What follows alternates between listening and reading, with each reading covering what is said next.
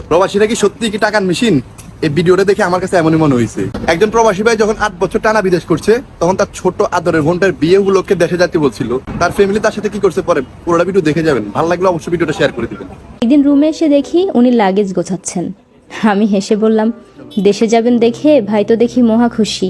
রবিন ভাই লাগেজের চেইনটা লাগিয়ে হাসি মুখে বলল, ভাই 8 বছর পরে দেশে যাচ্ছি, মনে তো আনন্দ হবেই।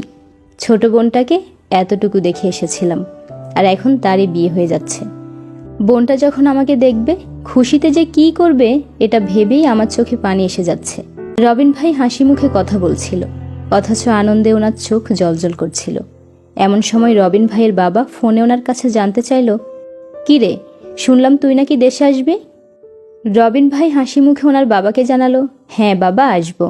ছোট বোনের বিয়ে, বড় ভাই কি না এসে পারে? অপর প্রান্ত থেকে ওনার বাবা বললেন, তোর শুধু